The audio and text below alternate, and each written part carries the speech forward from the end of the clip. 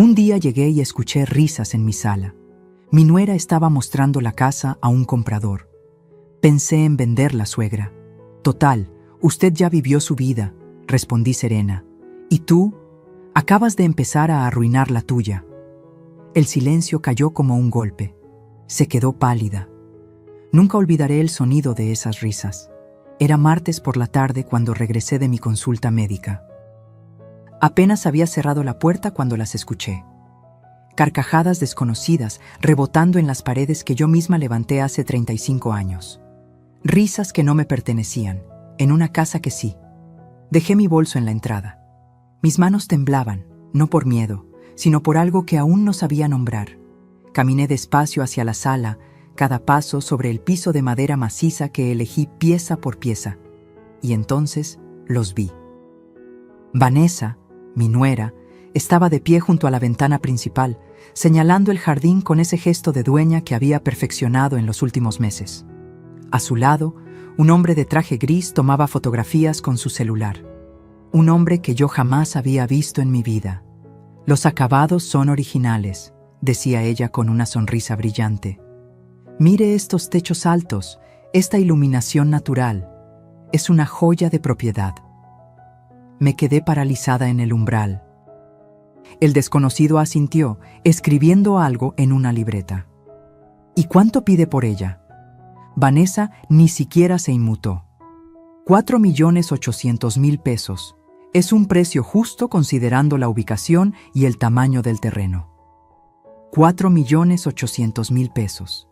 El valor exacto de mi casa. El número que solo aparecía en mis documentos privados. Sentí que el aire se volvía denso. Entonces me vio. Sus ojos se encontraron con los míos por una fracción de segundo, y en ese instante algo cambió en su expresión. No era vergüenza, era cálculo. Estaba midiendo qué decir, cómo salir de esto. «Ah, suegra», dijo con una voz demasiado dulce. No la escuché llegar. No respondí.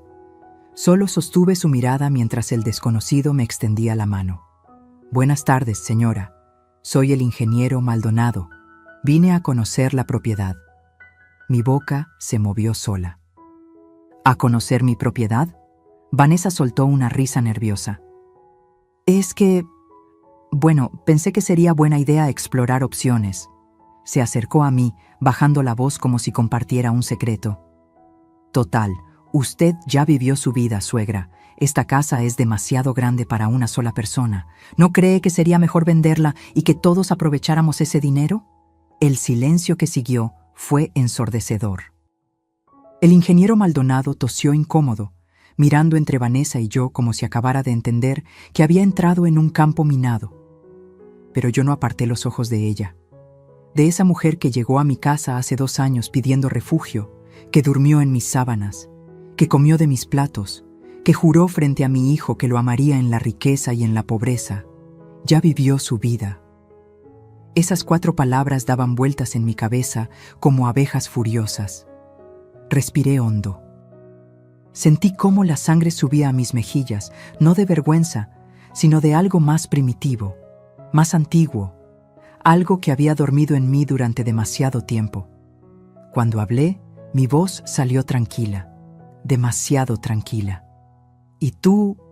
Hice una pausa, dejando que cada palabra cayera como una piedra en agua quieta. «Acabas de empezar a arruinar la tuya». Vanessa parpadeó. La sonrisa se le congeló en la cara. ¿Perdón? No repetí nada. Solo me volví hacia el ingeniero Maldonado, quien ya estaba guardando su libreta con prisa evidente. «Ingeniero, lamento que haya desperdiciado su tiempo», dije con una cortesía helada. «Esta casa no está en venta, nunca lo ha estado, y quien le dijo lo contrario no tiene ningún derecho sobre ella».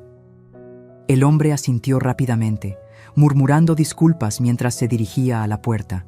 Vanessa intentó detenerlo, pero ya era tarde. La puerta se cerró con un golpe seco. Y entonces quedamos solas. Vanessa se volvió hacia mí, y por primera vez desde que la conocí, vi algo diferente en sus ojos. No era arrepentimiento, era furia apenas contenida. «¿Cómo se atreve a humillarme así?», siseó. Yo solo trataba de ayudar. esta casa se está cayendo a pedazos. Usted ya no puede mantenerla. Y Rodrigo y yo... Rodrigo y tú, la interrumpí. Viven aquí por mi generosidad, comen de mi comida, duermen bajo mi techo, y ahora descubro que intentas vender lo que no te pertenece. Se quedó pálida. Completamente pálida. Yo no era así, solo quería... ¿Qué querías, Vanessa? Mi voz seguía calmada, pero cada palabra salía afilada como un bisturí. ¿Quitarme mi casa mientras aún respiro? ¿Dejarme sin nada porque decidiste que ya no valgo la pena? No respondió. Sus labios temblaban. Caminé hacia ella, y aunque soy 20 centímetros más baja, en ese momento sentí que la miraba desde muy arriba. Esta conversación no ha terminado, susurré. Pero te voy a dar un consejo. Reza para que tu esposo no se entere de esto antes de que yo decida qué hacer contigo. Di media vuelta y subí las escaleras hacia mi habitación. Mis piernas apenas me sostenían, pero no podía dejar que ella lo viera. No podía dejar que supiera que por dentro estaba hecha pedazos. Cerré la puerta con seguro. Me senté en el borde de mi cama, esa misma cama donde dormí con mi esposo durante 30 años, donde lo cuidé en sus últimos días, donde lloré su muerte hasta quedarme sin lágrimas. Y solo entonces, en el silencio de mi propia habitación, dejé que el temblor en mis manos se extendiera por todo mi cuerpo. Ya vivió su vida. ¿Cómo se atrevía? ¿Cómo se atrevía a mirarme y decidir que mi tiempo había terminado, que yo ya no merecía ni siquiera el techo que construí con mis propias manos? Apreté los puños sobre mi regazo, porque ahí estaba el problema. Vanessa no sabía quién era yo. No sabía que esta casa no era solo paredes y ventanas, era mi obra, mi diseño, mi sacrificio. Y lo más grave, no sabía hasta dónde era capaz de llegar para protegerla, pero estaba a punto de descubrirlo. Abajo, escuché pasos apresurados. Una puerta que se abría. La voz de Rodrigo preguntando qué había pasado. La voz chillona de Vanessa inventando su versión de los hechos. Me levanté y caminé hacia la ventana. Desde ahí podía ver el jardín que sembré con mis propias manos, el limonero que planté cuando Rodrigo nació, la banca de hierro donde mi esposo y yo tomábamos café cada mañana. Esta no era solo mi casa, era mi vida entera, y nadie, absolutamente nadie, me la iba a quitar. Si esta historia te está tocando el corazón y quieres saber cómo termina, suscríbete al canal para no perderte ningún capítulo. Porque lo que viene, nadie se lo esperaba. Apoyé la frente contra el cristal frío de la ventana. Vanessa acababa de cometer el error más grande de su vida, solo que todavía no lo sabía. Esa noche no bajé a cenar. Escuché los golpes suaves en mi puerta. La voz de Rodrigo, mi hijo, preguntando si estaba bien, diciendo que necesitábamos hablar, pero no respondí. Porque si abría esa puerta, si veía su cara, tal vez diría cosas que no podría retractar. En cambio, me quedé sentada en el sillón junto a la ventana, mirando las sombras del jardín mientras la noche se tragaba los colores del día. Y ahí, en ese silencio, hice algo que no había hecho en años. Recordé a la mujer que fui. Mi nombre es Elisa Montero. Tengo 68 años. Pero hubo un tiempo en que 68 me parecía una eternidad lejana. Hubo un tiempo en que yo era imparable. Cerré los ojos y me vi a mí misma a los 33 años, con el cabello negro recogido en una cola de caballo, las manos manchadas de tinta y yeso, inclinada sobre un tablero de dibujo en una oficina diminuta que apenas tenía ventanas. Era 1990. Acababa de recibirme como arquitecta en un mundo que todavía miraba raro a las mujeres con casco y planos bajo el brazo. Mi esposo, Fernando, trabajaba como contador en una empresa mediana. Rodrigo tenía apenas 3 años y corría descalzo por nuestra casa rentada en la colonia Narvarte, un departamento de 2 habitaciones donde los vecinos de arriba hacían tanto ruido que parecía que movían muebles a medianoche. Elisa, me decía Fernando mientras tomábamos café instantáneo en la madrugada, algún día vamos a tener nuestra propia casa. Una que tú diseñes, una que sea solo nuestra. Yo sonreía, asentía, pero por dentro pensaba, no algún día, pronto. Porque yo no era de las que esperaban. Durante 5 años trabajé en 3 empleos simultáneos. Diseñaba casas de día para un despacho donde me pagaban la mitad que a mis colegas hombres. Por las tardes daba clases de dibujo técnico en una preparatoria. Y por las noches, después de acostar a Rodrigo, me encerraba en la mesa del comedor y diseñaba proyectos freelance para constructoras pequeñas que necesitaban planos baratos y rápidos. Fernando nunca me pidió que parara.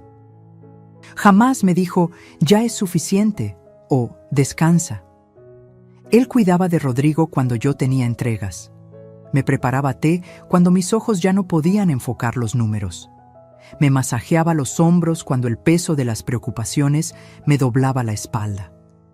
Eres la mujer más fuerte que conozco, me susurraba al oído, y yo le creía, porque tenía que hacerlo. En 1995, después de 5 años de no dormir más de 4 horas por noche, de ahorrar cada peso que entraba a la casa, de rechazar salidas y fiestas y vacaciones, finalmente lo logramos. Compramos el terreno. No era grande, apenas 400 metros cuadrados en las afueras de Coyoacán, en una zona que entonces era casi rural. Pero era nuestro. Recuerdo el día que pisé ese pedazo de tierra por primera vez. Todavía olía a lluvia reciente. Había hierbas altas y piedras por todos lados. Fernando me tomó de la mano y me preguntó, ¿qué ves? Yo sonreí. Cerré los ojos y vi todo. Vi las paredes elevándose, vi las ventanas dejando entrar la luz de la mañana, vi un jardín donde Rodrigo podría jugar, vi una cocina grande donde prepararíamos comidas los domingos, vi una biblioteca donde guardaríamos los libros que amábamos, vi un hogar, veo nuestra vida, le dije. Y entonces me puse a trabajar. Diseñé cada centímetro de esta casa, cada ángulo, cada ventana. Elegí la orientación para aprovechar el sol de la mañana en las recámaras. Calculé la altura de los techos para que el calor no se concentrara en verano. Diseñé closets profundos, alacenas espaciosas, baños con ventilación natural. Pero no solo diseñé, también construí, sí, yo misma. Porque no teníamos dinero para contratar toda la mano de obra. Así que aprendí a mezclar cemento, a colocar ladrillos, a nivelar pisos. Aprendí a usar el taladro, la lijadora, el martillo. Mis manos, que antes solo conocían lápices y reglas, se llenaron de callos y cicatrices. Fernando trabajaba conmigo cada fin de semana. Rodrigo jugaba entre las bolsas de arena, construyendo sus propios castillos mientras nosotros levantábamos los muros de los nuestros. Tardamos 3 años. 3 años de sangre, sudor y lágrimas literales. 3 años de noches donde me quedaba dormida con las manos adoloridas. 3 años de levantarme antes del amanecer para revisar que todo estuviera avanzando bien. Pero en 1998 finalmente nos mudamos. Recuerdo cómo me sentí la primera noche que dormí en esta casa. Acostada en el piso de la recámara principal, porque todavía no teníamos cama nueva, mirando el techo que yo misma había planeado, sintiendo las paredes que yo misma había ayudado a levantar. Lloré. Lloré tanto que Fernando se asustó. ¿Qué pasa?, me preguntó, abrazándome. Nada, susurré. Es que lo logramos. Realmente lo logramos. Esta casa no era solo ladrillos y concreto. Era prueba viviente de que cuando una mujer decide algo, el universo entero tiene que hacerse a un lado. Los años pasaron. Rodrigo creció entre estas paredes. Aprendió a andar en bicicleta en este jardín. Celebró cumpleaños en esta sala. Trajo amigos, novias, sueños. Fernando y yo envejecimos aquí. Celebramos aniversarios, lloramos pérdidas. Plantamos árboles, remozamos habitaciones. Cada rincón de esta casa guardaba un pedazo de nosotros, y entonces, hace 8 años, Fernando enfermó. Cáncer de páncreas. Etapa 4. 6 meses de vida, dijeron los doctores. Viví 11. 11 meses donde esta casa se transformó en hospital, en refugio, en templo, donde yo me transformé en enfermera, en guerrera, en viuda anticipada. Lo cuidé aquí, en nuestra recámara, en esa cama donde habíamos dormido juntos durante 30 años. Le di sus medicinas. Lo bañé cuando ya no podía hacerlo solo. Le leí sus libros favoritos. Le sostuve la mano mientras el dolor lo partía en dos. Y aquí murió, en mis brazos, mirándome con esos ojos que me habían visto construir imperios desde cero. Sus últimas palabras fueron: «Cuídala, ella también es tuya». No hablaba de mí, hablaba de la casa, porque él sabía que esta casa era más que un lugar. Era mi legado, mi obra maestra, mi prueba de que Elisa Montero había existido y había dejado huella en este mundo. Después de su muerte, Rodrigo quiso que me mudara con él. «Mamá, es muy grande esta casa para ti sola», decía. «Vente a vivir con nosotros». Pero yo me negué. ¿Cómo iba a abandonar el único lugar donde todavía podía sentir a Fernando? ¿Cómo iba a dejar los árboles que plantamos juntos, las habitaciones que pintamos, el jardín donde esparcí sus cenizas? Me quedé, sola, sí, pero en casa. Y ahora, 27 años después de haber terminado de construirla, 35 desde que compré el terreno, alguien entraba a mi sala y decidía que todo eso no importaba, que yo ya había vivido suficiente, que era hora de vender. Abrí los ojos. La noche ya había caído completamente. Las luces de la ciudad parpadeaban a lo lejos como estrellas caídas. Me levanté del sillón. Mis rodillas protestaron, pero las ignoré. Caminé hacia mi closet y saqué una caja de zapatos vieja que guardaba en el estante más alto. Adentro estaban los planos originales de esta casa, amarillentos, doblados, manchados con café y lágrimas y polvo de construcción. Los desdoblé sobre la cama. Pasé mis dedos sobre las líneas que había trazado hace décadas. Cada medida, cada cálculo, cada sueño hecho realidad. Esta casa valía 4.800.000 pesos según el mercado actual. Pero para mí no tenía precio. Y si Vanessa creía que podía arrebatármela con sonrisas falsas y compradores desconocidos, estaba muy equivocada. Porque yo era Elisa Montero, la mujer que construyó su propio castillo. Y los castillos no se rinden sin batalla. Doblé los planos con cuidado. Los guardé de nuevo en su caja. Y entonces hice algo que no hacía desde el funeral de Fernando. Me arrodillé junto a la cama y recé. No recé por paciencia. No recé por perdón. Recé por fuerza, porque la iba a necesitar. A la mañana siguiente, bajé a desayunar como si nada hubiera pasado. Vanessa estaba en la cocina preparando café. Cuando me vio entrar, se tensó visiblemente. Sus manos se detuvieron sobre la cafetera. «Buenos días», dije con una voz neutral, casi amable. Ella parpadeó, confundida. «Buenos días, suegra». No dije nada más. Simplemente saqué mi taza favorita, la de cerámica azul que Fernando me regaló en nuestro 10º aniversario, y esperé mi turno para servirme café. El silencio en la cocina era tan denso que podía cortarse con cuchillo. Rodrigo entró minutos después, con esa cara de hombre que durmió mal y despertó peor. Mi hijo, mi único hijo, 43 años, ingeniero civil, con el cabello ya escaseando en la coronilla y esas arrugas alrededor de los ojos que lo hacían ver mayor de lo que era. Me miró como si esperara una explosión, pero yo solo sonreí. «¿Dormiste bien, hijo?» Su desconcierto fue evidente. Yo: «Sí, mamá. ¿Y tú?» Como siempre, tomé un sorbo de mi café. «Voy a salir unas horas. Tengo algunas cosas que resolver». Vanessa y Rodrigo intercambiaron miradas rápidas. Ella parecía aliviada. Él, cauteloso. No les di tiempo de preguntar nada más. Tomé mis llaves, mi bolso, y salí de la casa sin voltear atrás. Pero no fui a resolver cosas, fui a recordar. Conduje hasta un café en La Condesa. uno que solía frecuentar con Fernando cuando necesitábamos escapar del ruido del mundo. Me senté en una mesa junto a la ventana, pedí un café americano y dejé que mi mente viajara hacia atrás. 2 años. Solo habían pasado 2 años desde que Rodrigo llegó con Vanessa. Fue una tarde de octubre. Yo estaba podando los rosales del jardín cuando escuché el timbre. Abrí la puerta y ahí estaba mi hijo con una maleta en cada mano y una mujer desconocida a su lado. «Mamá», dijo con esa sonrisa nerviosa que usaba cuando sabía que estaba a punto de pedirme algo grande. «Ella es Vanessa. Mi novia». Novia. Ni siquiera prometida, solo novia. Vanessa tenía 32 años entonces. Rodrigo, 41.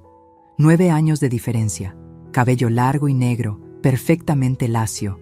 Uñas impecables color rojo sangre. Ropa ajustada que gritaba marca sin serlo realmente. Y esa sonrisa. Dios, esa sonrisa que parecía practicada frente al espejo. «Mucho gusto, señora Montero», dijo con voz suave, casi infantil. «Rodrigo me ha contado tanto de usted». Yo estreché su mano, fría. Demasiado fría para un día cálido. «El gusto es mío». Miré a mi hijo. ¿Van a pasar o solo venían de visita? Rodrigo se aclaró la garganta. «En realidad, mamá, necesitamos un favor». Por supuesto que sí. Resultó que Rodrigo había perdido su trabajo 3 meses atrás. Una reestructuración en la empresa, dijeron. Lo último en entrar, lo primero en salir. Y Vanessa, según me contó, trabajaba en ventas, pero estaba entre empleos. Entre empleos. Qué forma tan elegante de decir desempleada. «Necesitamos quedarnos aquí un tiempo», dijo Rodrigo sin mirarme a los ojos. «Solo hasta que consiga algo nuevo. Un par de meses máximo». «¿Un par de meses?» Debí decir que no. Debí preguntarle por qué no buscaban ayuda con la familia de ella. Debí establecer reglas claras, límites, fechas específicas. Pero miré a mi hijo, ese hombre que había criado sola después de la muerte de Fernando, y vi algo en sus ojos que me asustó: desesperación. «Está bien», dije. «Pueden quedarse». Vanessa sonrió. Una sonrisa victoriosa que intentó disfrazar de gratitud. «Gracias, suegra. No sabe cuánto significa esto para nosotros». Suegra. Ya me llamaba suegra sin siquiera estar casados. Los primeros días fueron tolerables. Vanessa se mostraba amable, servicial. Ayudaba con la limpieza, preparaba el desayuno, preguntaba si necesitaba algo del supermercado. Rodrigo pasaba las mañanas enviando currículums y haciendo entrevistas por videollamada. Por las tardes salía con Vanessa a conocer el barrio o se encerraban en su habitación. Yo intentaba darles espacio. Después de todo, eran pareja. Necesitaban privacidad, pero entonces empezaron los cambios. Pequeños al principio, casi imperceptibles. Vanessa comenzó a reorganizar la cocina. «Es que así es más práctico, suegra», decía mientras movía mis ollas del lugar. Cambió las cortinas de la sala sin preguntarme. «Las otras ya estaban muy viejas», justificó. Trajo un sofá nuevo que compró en una oferta y relegó mi sillón favorito al sótano. «Este es más moderno», aseguró. Cada vez que protestaba, Rodrigo intervenía. «Mamá, no es para tanto. Solo está tratando de ayudar». ¿Ayudar? ¿Borrando mi presencia de mi propia casa? Pero yo callaba, porque no quería ser esa suegra, la que se queja, la que interfiere, la que hace drama por todo. Así que tragaba mi incomodidad y sonreía. El par de meses se convirtió en 6, luego en 1 año. Después, en 1 año y medio. Rodrigo consiguió trabajos esporádicos como freelance, pero nada estable. Vanessa seguía buscando, pero nunca encontraba nada que le convenciera. Y mientras tanto, mi casa dejaba de ser mía. Vanessa invitaba amigas sin avisarme. Celebraban cumpleaños de gente que yo no conocía en mi sala. Usaban mi vajilla buena, la que solo sacaba en Navidad. Dejaban platos sucios en el fregadero para que yo los lavara. Cuando les pedía que contribuyeran con los gastos, Rodrigo me miraba con ojos de perro apaleado. «Mamá, sabes que estamos ajustados. En cuanto mejore la situación». Pero la situación nunca mejoraba. Y Vanessa cada día se comportaba menos como invitada y más como dueña. Empezó a llamar a mi casa nuestra casa, a referirse a mi jardín como nuestro jardín, a mi sala como nuestra sala. Cuando sus amigas preguntaban, decía: «Sí, vivimos aquí. Es una casa familiar». Como si yo fuera apenas una inquilina en mi propia propiedad. Rodrigo parecía ciego, o peor, parecía no querer ver. Una noche lo confronté. Fue hace 6 meses, después de que Vanessa redecorara mi comedor sin siquiera consultarme. «Hijo», le dije cuando estuvimos solos, «necesitamos hablar». Él suspiró, como si ya supiera lo que venía, como si estuviera cansado de escucharlo. «Mamá, por favor, no empieces». ¿Empezar qué? ¿A defender lo que es mío? ¿A pedir un mínimo de respeto? «Vanessa te respeta», dijo, pero su voz sonaba hueca, como si repitiera algo que había ensayado. «Ella solo quiere que la casa se vea bien, que sea un lugar agradable para todos». Era agradable antes de que llegara. Rodrigo cerró los ojos. «Mamá, no hagas esto, por favor». ¿Hacer qué? ¿Recordarte que esta casa es mía? ¿Que ustedes están aquí por mi generosidad? «Ya sé que es tu casa», explotó finalmente. ¿Crees que no lo sé? ¿Crees que no me recuerda cada maldito día lo agradecido que debo estar? Me quedé helada. «Vanessa no me recuerda nada», continué con voz temblorosa. «Solo actúa como si tuviera derecho a estar aquí. Lo sé, porque yo se lo di». Se pasó las manos por la cara. «Mamá, la amo, y necesito que hagas un esfuerzo por llevarte bien con ella». La amo. Esas 2 palabras lo explicaban todo. Mi hijo estaba tan enamorado, tan cegado, que no podía ver lo que yo veía con claridad cristalina. Vanessa no amaba esta casa. No lo amaba a él tampoco. Amaba la seguridad, la comodidad, el techo gratis. Pero no podía decirle eso. Porque cuando le dices a un hombre que la mujer que ama solo lo está usando, él no te escucha, solo te odia. Así que me tragué las palabras. Asentí y dejé que creyera que había ganado. Pero esa noche, acostada en mi cama, supe que algo se había roto entre mi hijo y yo. Algo que tal vez nunca podríamos reparar. Y 3 meses después, ahí estaba yo, sentada en un café de la Condesa, tomando un americano frío mientras recordaba cómo había llegado a este punto.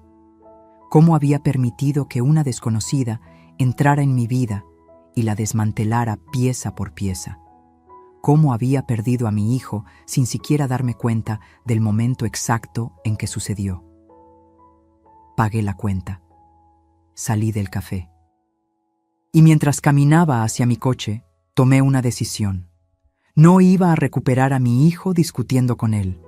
Iba a recuperarlo mostrándole la verdad. Y para eso necesitaba evidencia. Las hormigas no destruyen una casa en un día. Lo hacen lentamente, con paciencia, una migaja a la vez, un pedazo de madera tras otro, hasta que un día te das cuenta de que los cimientos están huecos y es demasiado tarde. Así fue como Vanessa me quitó mi propia vida. No con un golpe. Con 1000 picaduras pequeñas que al principio parecían insignificantes. Regresé a casa esa tarde decidida a observar, a documentar, a ver con ojos nuevos lo que había estado ignorando por meses. Y lo que vi me heló la sangre. Entré por la puerta principal y el olor me golpeó primero. No era el aroma de siempre, esa mezcla de madera vieja y flores del jardín que tanto amaba. Era perfume, un perfume dulzón, pesado, que saturaba el aire como niebla tóxica. Vanessa había comprado uno de esos difusores eléctricos y lo había colocado en la entrada. Vainilla francesa, decía la etiqueta. Yo odiaba la vainilla. Caminé hacia la cocina. Ahí estaba ella, preparando algo en la estufa. Cuando me vio entrar, su sonrisa fue instantánea. demasiado instantánea. Suegra, qué bueno que llegó. Hice pollo en salsa verde para la comida. Mi estómago gruñó. No había comido nada desde el café de la mañana. ¡Qué bien!, dije, acercándome a la estufa. Pero entonces vi los platos sobre la barra. 2 platos, solo 2, servidos generosamente con arroz blanco esponjado, ensalada fresca, tortillas calientes en una canasta. ¿Y para mí?, pregunté con voz casual. Vanessa ni siquiera pareció incómoda. «Ah, es que no sabía a qué hora llegaría, suegra, pero hay más en la olla. Puede servirse». «Puede servirse», como si yo fuera una invitada llegando tarde a la cena. Me acerqué a la estufa. La olla estaba casi vacía. Solo quedaba un pedazo pequeño de pollo nadando en salsa escasa. Nada de arroz, nada de ensalada. Las sobras. Me estaba dando las sobras en mi propia casa. No dije nada. Serví lo que quedaba en un plato, tomé una tortilla dura del paquete que estaba sobre el refrigerador, no de la canasta con las calientes, y me senté en la mesa del desayunador. No en el comedor, porque Vanessa y Rodrigo ya estaban instalados ahí, comiendo, riendo, hablando de una serie que estaban viendo juntos. Comí sola. En silencio, mirando por la ventana hacia el jardín que yo misma había plantado. El pollo estaba frío. Esa noche decidí quedarme despierta. Esperé hasta que escuché las puertas de las recámaras cerrarse, hasta que las luces del pasillo se apagaron, hasta que la casa quedó sumida en ese silencio profundo de la medianoche. Entonces bajé las escaleras descalza, como ladrona en mi propia casa, y empecé a revisar. Primero, la sala. Los muebles que Vanessa había traído no eran ofertas como había dicho. Revisé las etiquetas que todavía tenían pegadas en la parte de abajo. Tienda departamental de lujo.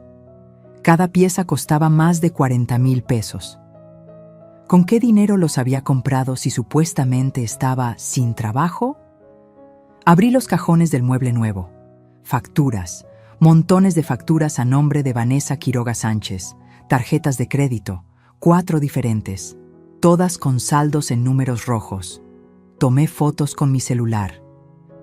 Cada factura, cada estado de cuenta que encontré escondido entre revistas y papeles. Vanessa debía 320,000 pesos en una tarjeta, 240,000 en otra, 180,000 en la tercera y 150,000 en la última. 890,000 pesos en deudas. Y yo que pensaba que no tenía dinero. Seguí buscando. En el estudio que antes era de Fernando, ahora convertido en oficina de Vanessa, encontré algo más. Correos impresos. Conversaciones con un abogado llamado Linares, fechas de 2 meses atrás. Estimada señora Quiroga, en respuesta a su consulta sobre la obtención de poder notarial por incapacidad del propietario, le informo que... Se me cortó la respiración. Incapacidad del propietario. Estaba investigando cómo declararme incapaz. Cómo quitarme el control legal de mi propia propiedad. Mis manos temblaban tanto que casi dejo caer los papeles. Los fotografié todos, cada línea, cada párrafo incriminador. Había más. Un avalúo de la casa realizado 3 semanas atrás por una empresa que yo no había contratado. 4,800,000 pesos, decía, y una nota manuscrita al margen. Comprador interesado. Anticipo 300,000. 300,000 pesos de anticipo. Ya había vendido mi casa, o al menos ya había recibido dinero a cuenta de una venta que yo no había autorizado. Volví a subir las escaleras con piernas temblorosas. Me encerré en mi habitación. Conecté mi celular a la laptop vieja que tenía guardada y transferí todas las fotos. La evidencia estaba ahí, clara, irrefutable. Pero una parte de mí todavía no podía creerlo.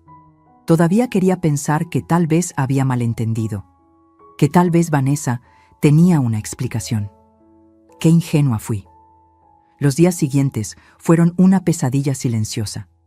Empecé a notar cosas que antes había ignorado, cosas que me había convencido de que no eran para tanto. como la forma en que Vanessa organizaba reuniones en mi casa sin avisarme.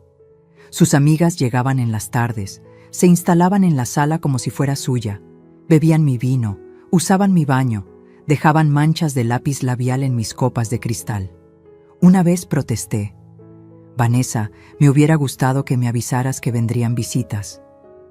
Ella sonrió con esa dulzura falsa que ya conocía tan bien. «Ay, suegra, pensé que no le importaría. Total, está en su cuarto, ni siquiera la molestamos». En mi cuarto.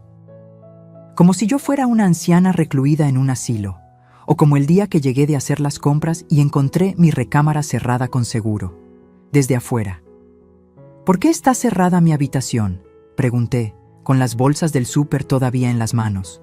Vanessa salió de la cocina secándose las manos. «Ah, es que estuve limpiando y no quería que entrara el polvo del pasillo. Ya está abierta». Mentira. Cuando entré, todo estaba exactamente como lo había dejado. Ella no había limpiado nada. Había estado buscando algo. Documentos, probablemente. Escrituras. Empecé a guardar todo bajo llave. Mi pasaporte, mis papeles importantes, las escrituras de la casa que antes guardaba en el estudio. Y entonces empezó lo peor. Las cenas. Vanessa comenzó a cocinar elaborado para ella y Rodrigo. Cortes de carne, pasta fresca, postres, pero para mí siempre había una excusa. «Ay, suegra, pensé que ya había cenado. Hice poco porque Rodrigo y yo estamos a dieta. Quedó algo de la comida del mediodía en el refri, puede calentarlo». Siempre sobras, siempre frío, siempre sola. Una noche, Rodrigo y Vanessa cenaron salmón al horno con papas rostizadas y ensalada caprese. Yo comí un sándwich de jamón que me preparé yo misma, sentada en el desayunador, mientras ellos reían y se servían vino en el comedor. Mi comedor, mi vino, mi casa, y yo comiendo sola como una mendiga. Lo peor, Rodrigo ni siquiera se daba cuenta, o no quería darse cuenta. Cuando sus visitas venían, Vanessa tenía una técnica perfecta. «La casa es preciosa», decían sus amigas. «Gracias», respondía ella, como si la hubiera construido con sus propias manos. «Hemos hecho muchas mejoras desde que llegamos». Hemos, como si fueran los dueños. Y si yo bajaba mientras tenían visitas, Vanessa me miraba con una sonrisa tensa. «Suegra, ¿necesita algo? Estamos en medio de una reunión». Como si yo estuviera interrumpiendo, como si yo no tuviera derecho a estar en mi propia sala. Una tarde, una de sus amigas me preguntó directamente: «¿Y usted es la mamá de Rodrigo?». Antes de que pudiera responder, Vanessa intervino con voz melosa. «Sí, ella vive aquí con nosotros. Ya tiene sus años y necesita compañía, ¿verdad, suegra? Vive aquí con nosotros, como si ellos fueran los dueños, como si yo fuera la arrimada». Sonreí, asentí y subí a mi habitación con el corazón hecho pedazos. Esa noche, acostada en mi cama, mirando el techo que yo misma había diseñado, sentí algo que no había sentido en años. No era tristeza, era rabia.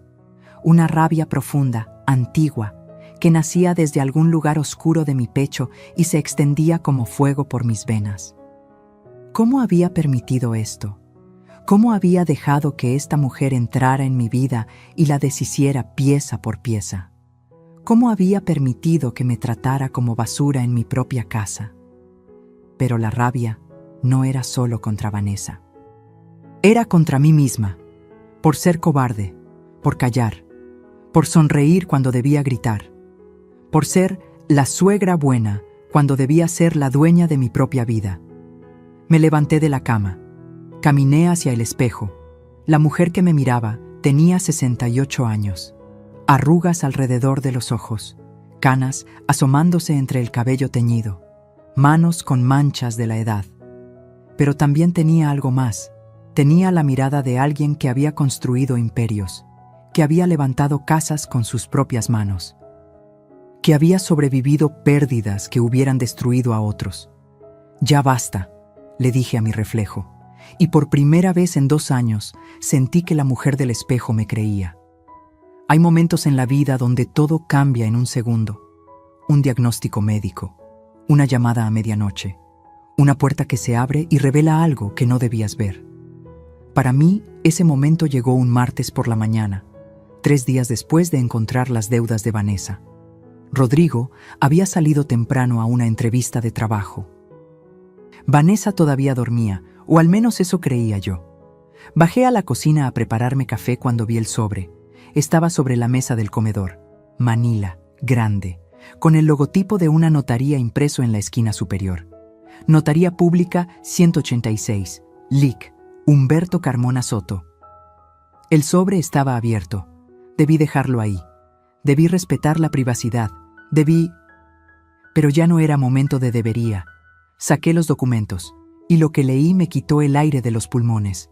Era un formato de poder notarial, redactado a nombre de Vanessa Quiroga Sánchez, otorgándole facultades amplias y generales para administrar, vender, hipotecar y realizar cualquier acto de dominio sobre la propiedad ubicada en Cerrada de los Cedros 47, Coyoacán.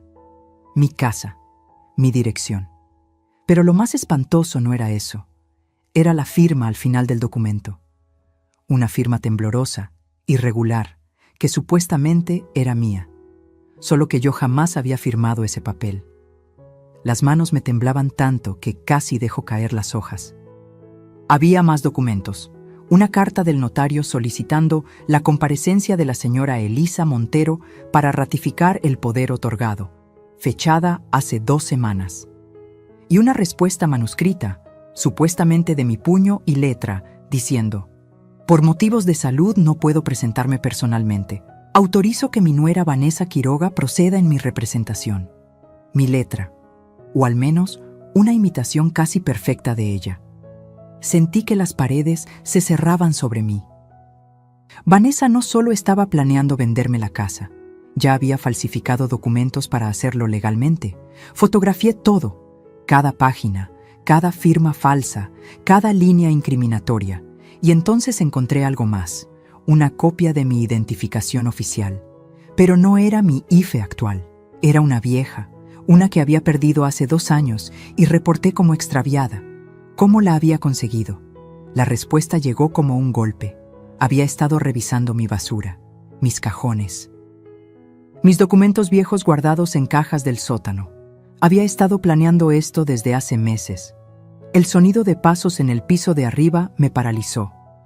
Guardé todo rápidamente en el sobre y lo dejé exactamente como lo había encontrado. Subí las escaleras tratando de caminar normal, aunque mi corazón latía tan fuerte que pensé que se me saldría del pecho. Necesitaba ayuda, ayuda real. Esa misma tarde, sin decirle nada a nadie, conduje hasta el despacho de Ricardo Solís. Ricardo había sido mi socio en 3 proyectos arquitectónicos hace 20 años. Era arquitecto, pero también abogado especializado en bienes raíces. Un hombre de casi 70 años, con el cabello completamente blanco y unos ojos azules que no perdían detalle. Cuando su secretaria me hizo pasar, Ricardo se levantó de inmediato con una sonrisa enorme. «Elisa, ¿cuántos años sin verte?»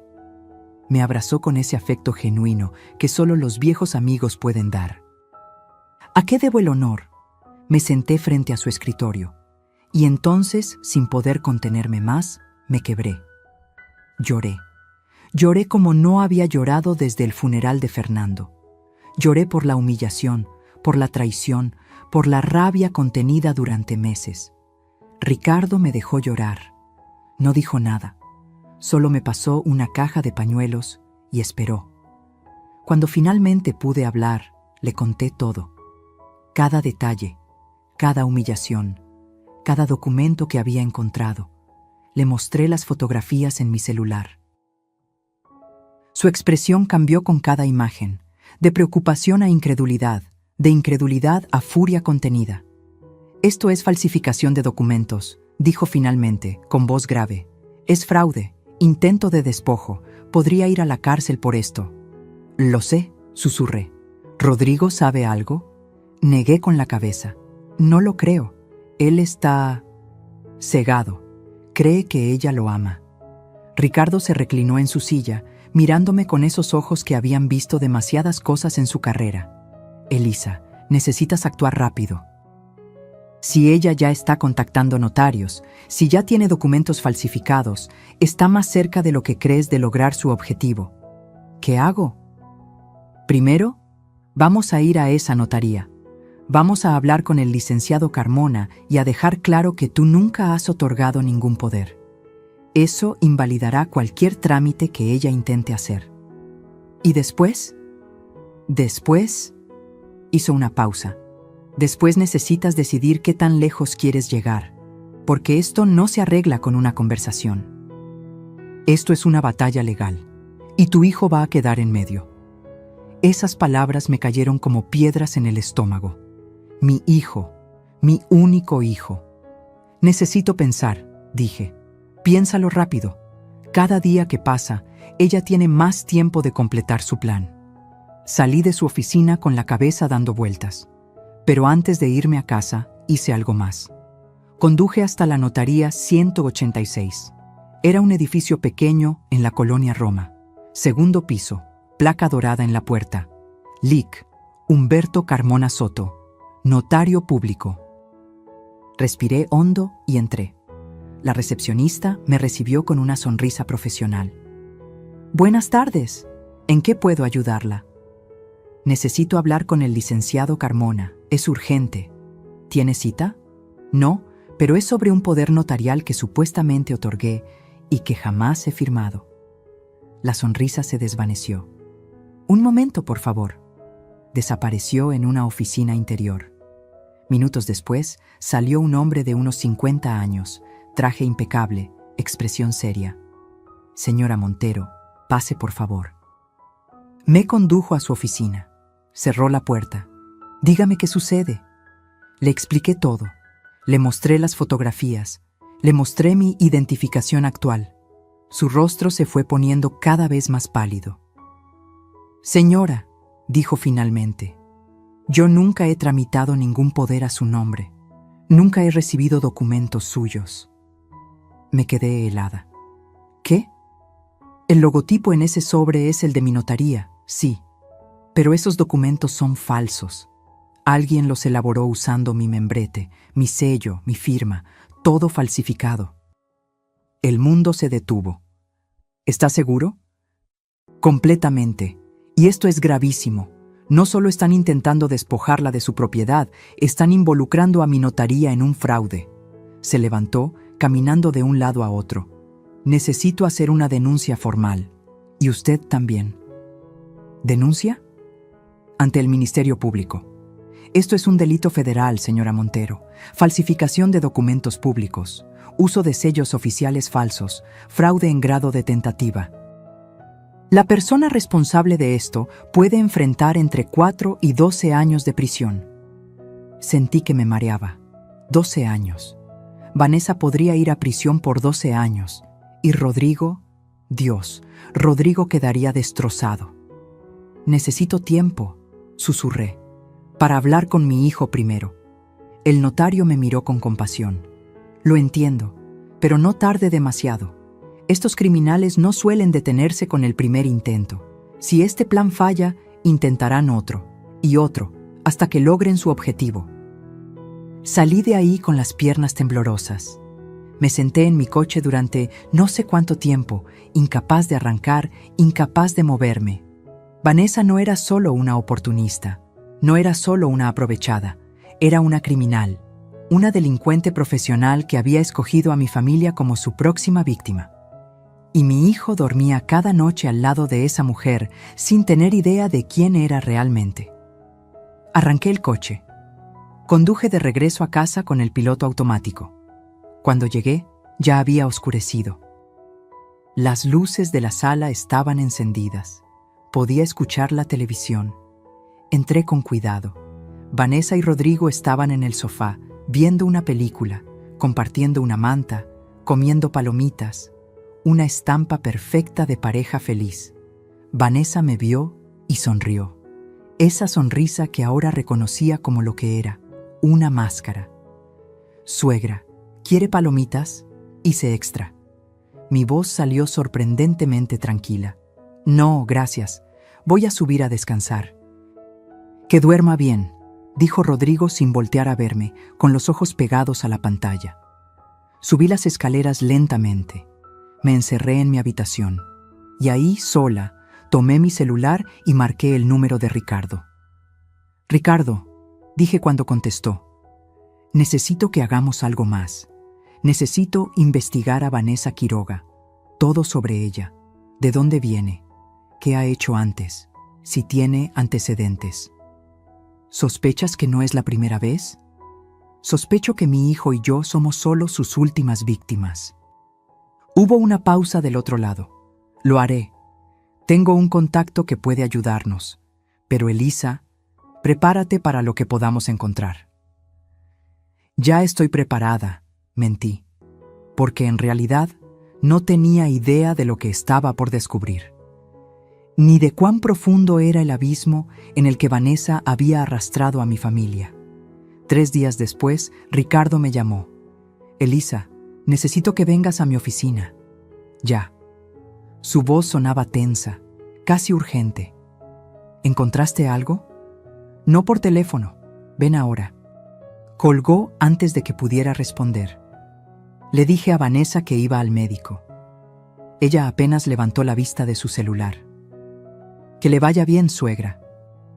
El trayecto hasta el despacho de Ricardo se me hizo eterno. Cada semáforo en rojo, cada vuelta, cada minuto parecía arrastrarse como melaza. Cuando finalmente llegué, Ricardo me estaba esperando. Su expresión era grave, más grave de lo que nunca lo había visto. Siéntate, dijo, cerrando la puerta de su oficina. Sobre su escritorio había una carpeta gruesa, manila, llena hasta reventar. Mi contacto es investigador privado, comenzó Ricardo. Le di el nombre completo de Vanessa Quiroga Sánchez y le pedí que revisara todo. Antecedentes penales, historial crediticio, redes sociales, todo. Se quedó callado un momento, como si estuviera decidiendo cómo decir lo que venía. Ricardo, me estás asustando. Debería asustarte. Abrió la carpeta. Elisa, Vanessa Quiroga no es quien dice ser. Mi corazón se detuvo. Para empezar, continuó, sacando documentos. Su nombre completo es Vanessa Quiroga Sánchez, 34 años, nacida en Monterrey. Pero hay algo que Rodrigo definitivamente no sabe. Puso un documento frente a mí, un acta de matrimonio. Vanessa está casada. El mundo se inclinó. ¿Qué? Casada legalmente con un hombre llamado Javier Ruiz Mendoza desde hace 8 años. Nunca se divorciaron. El matrimonio sigue vigente. Leí el acta con manos temblorosas. Ahí estaba su nombre, su firma. Fecha, 14 de marzo de 2017. Eso significa, mi voz se quebró, que su relación con Rodrigo es legalmente inválida. Si se casaran mañana, sería bigamia. Un delito. Ricardo sacó más papeles. Pero hay más. Mucho más. Me mostró un reporte policial. Monterrey, Nuevo León, 2019. Vanessa fue denunciada por una mujer llamada Patricia Osorio. La acusación: fraude y despojo. Vanessa vivía con el hijo de Patricia. Convenció a la familia de que necesitaba ayuda. Y en el transcurso de 6 meses intentó quedarse con un terreno familiar valuado en 3 millones de pesos. Sentí náuseas. La denuncia se retiró porque llegaron a un acuerdo extrajudicial. La familia le pagó 200,000 pesos para que se fuera y nunca volviera. Ricardo pasó a otro documento, pero no terminó ahí. En 2021, en Guadalajara, otra denuncia. Esta vez de un hombre de 60 años llamado Miguel Ángel Torres. Vanessa se hizo su novia, se mudó a su casa y en menos de un año había vaciado su cuenta bancaria. 400,000 pesos. Más papeles, más denuncias, más víctimas. En 2022, en Querétaro, una familia entera los convenció de que era agente de bienes raíces. Les sacó 350,000 pesos en anticipo por una casa que nunca existió. Cada documento era un martillazo en mi pecho. Y ahora está aquí, terminó Ricardo. En tu casa, con tu hijo, siguiendo el mismo patrón que ha usado durante años. No podía respirar. Literalmente, no podía meter aire a mis pulmones. Rodrigo. Fue todo lo que pude decir. Rodrigo está con una estafadora profesional, una depredadora que escoge víctimas vulnerables y las sangra hasta dejarlas sin nada. Ricardo se inclinó hacia adelante. Elisa, esta mujer es peligrosa. No solo está intentando robarte tu casa, es lo que hace. Es su modo de vida. ¿Y el marido, Javier Ruiz? Lo rastreamos. Vive en Monterrey. Trabaja como mecánico. Cuando mi investigador habló con él, nos dijo que Vanessa desapareció hace 3 años sin decir nada. Se llevó dinero, joyas, documentos. Él la buscó por meses, pero eventualmente se rindió. Nunca tramitó el divorcio porque, en sus palabras, ¿para qué gastar en abogados por alguien que ojalá nunca vuelva a ver? Puso una fotografía sobre el escritorio. Un hombre de unos 40 años, moreno, con overol de mecánico, parado frente a un taller. Está dispuesto a declarar si es necesario, a confirmar que su matrimonio sigue vigente. Me recliné en la silla, sintiendo que todo mi cuerpo pesaba toneladas. Necesito decirle a Rodrigo. Elisa, piénsalo bien. Cuando le digas esto a tu hijo, su mundo se va a derrumbar. Necesitas estar preparada para eso. ¿Y qué se supone que haga? ¿Dejar que esa mujer siga manipulándolo? ¿Que termine de arruinarlo? No, pero necesitas un plan, porque cuando Vanessa descubra que la descubriste, puede ponerse peligrosa. Ya lo es. Ricardo asintió. Por eso debemos actuar con inteligencia, con estrategia. Cerró la carpeta. Voy a preparar toda la documentación legal. Vamos a presentar una denuncia formal. Falsificación, fraude, intento de despojo. Pero mientras tanto, tú necesitas mantener la calma en casa. No dejes que sospeche. No sé si pueda. Tienes que poder. Porque si se asusta, si cree que está acorralada, no sabemos de qué es capaz. Salí de esa oficina con la carpeta bajo el brazo, sintiendo que cargaba no papel, sino plomo líquido. Conduje a casa en un trance. Mi mente repetía las imágenes de todas esas denuncias, todas esas víctimas, todas esas familias destruidas, y ahora era nuestra.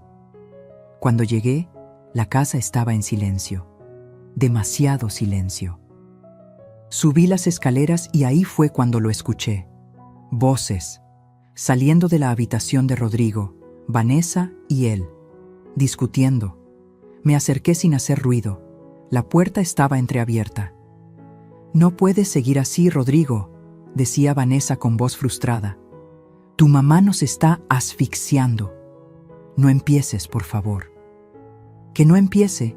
Vivimos en su casa, comemos de su comida, todo es suyo. ¿Hasta cuándo? ¿Vamos a depender de ella toda la vida? Estoy buscando trabajo, Vanessa. Apenas tuve una entrevista la semana pasada. ¿Y mientras qué? ¿Seguimos aquí como dos arrimados? ¿Como si fuéramos adolescentes viviendo con mami? Hubo un silencio. ¿Qué quieres que haga? La voz de Rodrigo sonaba cansada, derrotada. Quiero que seas hombre, Rodrigo, que le pongas límites, que le digas que esta casa puede ser nuestra si nos la heredara en vida, que de todos modos es para ti cuando ella, ya sabes, cuando ella muera. No lo dijo, pero ahí estaba. No voy a pedirle eso, respondió Rodrigo, pues entonces nunca vamos a tener nada propio, nunca vamos a ser independientes. Una pausa. A veces pienso que amas más a tu mamá que a mí. No digas eso. Es la verdad. Siempre la defiendes. Siempre tomas su lado. ¿Qué hay de nosotros, Rodrigo? ¿Qué hay de nuestro futuro? No pude seguir escuchando. Retrocedí en silencio, entré a mi habitación, cerré la puerta con seguro. Me senté en el borde de la cama. La carpeta seguía en mis manos. Y entonces, algo dentro de mí se rompió definitivamente. No fue un quiebre dramático, fue silencioso, como el sonido de una rama que se parte bajo demasiado peso. Durante 2 años había aguantado, había callado, había sido comprensiva. Había permitido que me trataran como un estorbo en mi propia casa porque no quería ser la suegra difícil, porque no quería perder a mi hijo, pero ya lo había perdido. Lo había perdido el día que eligió creerle a ella en lugar de creerme a mí. Lo había perdido el día que me vio comer sola en el desayunador y no dijo nada. Lo había perdido el día que dejó que ella me llamara suegra con ese tono condescendiente y él solo sonrió. Abrí la carpeta otra vez, miré todas esas denuncias, todas esas víctimas, y tomé una decisión. No iba a ser una víctima más, no iba a terminar como esas personas, despojadas, humilladas, destruidas. Si Vanessa quería guerra, iba a tener guerra, pero iba a ser en mis términos, en mi campo de batalla.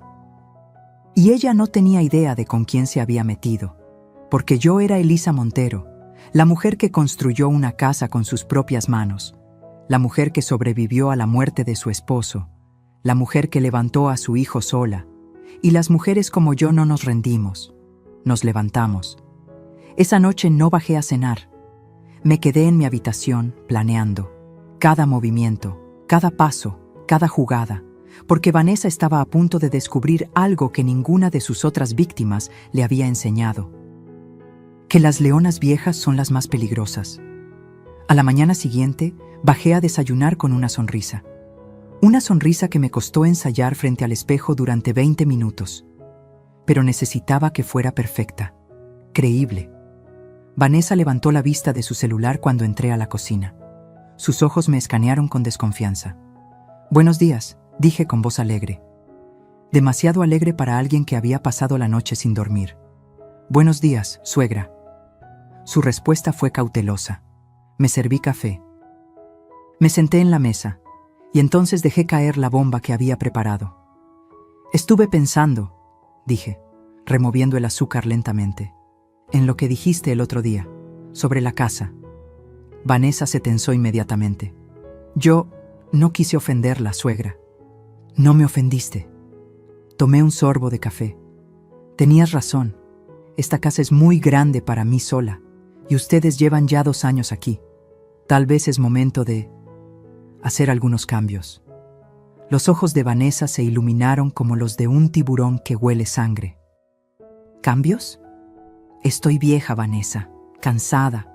A mi edad, mantener una propiedad de este tamaño es agotador. Suspiré teatralmente. Tal vez sería bueno considerar vender, o hacer algo diferente con ella. Podía ver las ruedas girando en su cerveza, los cálculos, las posibilidades. «Bueno», dijo tratando de sonar casual, «si necesita ayuda con eso, Rodrigo y yo podemos apoyarla. Buscar opciones, hablar con agentes». «Sí, tal vez». Dejé mi taza sobre la mesa. «Pero no quiero apresurarme. Necesito pensarlo bien». Me levanté, dejándola con la duda, con el anzuelo puesto, pero sin morder completamente. Perfecto. Esa misma tarde, mientras Vanessa salía con sus amigas y Rodrigo estaba en otra entrevista, hice mi verdadero movimiento. Llamé a Ricardo. «Necesito que investigues algo más», le dije. «Quiero saber exactamente cuánto dinero ha gastado Vanessa en los últimos 2 años. Cada compra grande, cada pago, todo». «¿Para qué?» «Porque si está endeudada con casi 900,000 pesos, ese dinero salió de algún lado, y quiero saber de dónde». Ricardo hizo silencio. «¿Crees que te está robando?» «Creo que necesito saberlo». 2 días después, tenía mi respuesta. Ricardo llegó a mi casa un jueves por la tarde, cuando sabía que estaría sola. Trajo otra carpeta, esta más delgada, pero igual de devastadora. Encontramos movimientos en las tarjetas de crédito de Vanessa que corresponden con fechas específicas, dijo, mostrándome estados de cuenta. «Mira estas compras, muebles por 42,000 pesos, ropa por 23,000, una televisión de 55,000, joyas por 18,000. Todo lo que ha traído a esta casa», murmuré. «Exacto, pero aquí está lo interesante». Señaló fechas específicas. Estos pagos se hicieron 1 o 2 días después de que tú hicieras retiros en efectivo de tu cuenta. Me quedé helada. ¿Cómo sabes cuándo hago retiros? Porque mi investigador habló con el gerente de tu banco. Como es un asunto de posible fraude, accedió a revisar tu historial y encontramos un patrón. Me mostró una lista, fechas de retiros de mi cuenta y fechas de compras de Vanessa, casi siempre con diferencia de 1 o 2 días. Elisa, ¿dónde guardas tu dinero en efectivo? Mi sangre se congeló.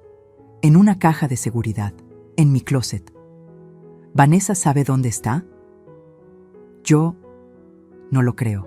Está escondida detrás de unas cajas. Ricardo me miró con esos ojos que ya conocía, los que decían, estás en más problemas de los que crees. Revísala, ahora.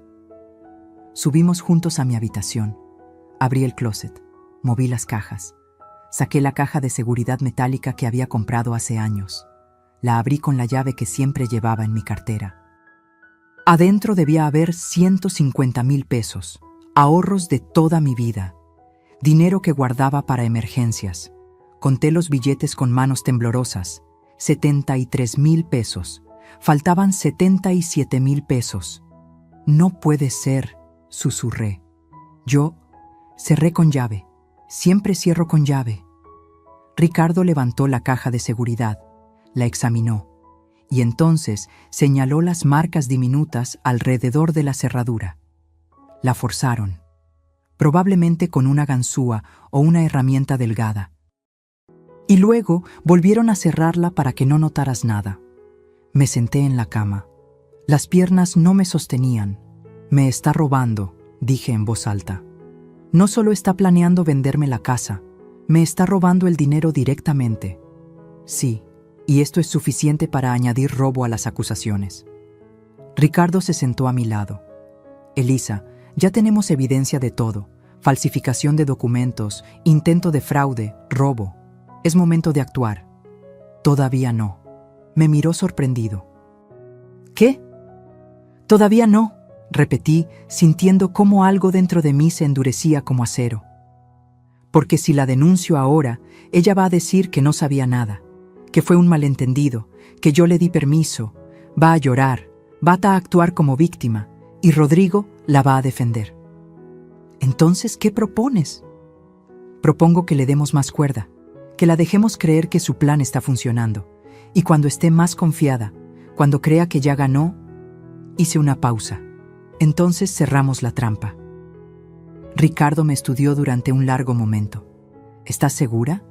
Completamente. Esto requiere que actúes, que finjas, que le sigas el juego. Lo sé. Y que estés dispuesta a que Rodrigo vea cosas que van a romperlo. Esa frase dolió, pero asentí. Es la única forma de que vea la verdad. Ricardo sacó su teléfono. Está bien, entonces vamos a hacerlo bien. Mi investigador va a instalar cámaras de seguridad ocultas en tu casa. ¿Cámaras? Diminutas, en lugares estratégicos. Sala, cocina, tu habitación. Vamos a grabar cada movimiento que haga Vanessa, cada conversación, cada intento de robo o manipulación. ¿Eso es legal? ¿En tu propia casa, grabando a alguien que está cometiendo delitos contra ti?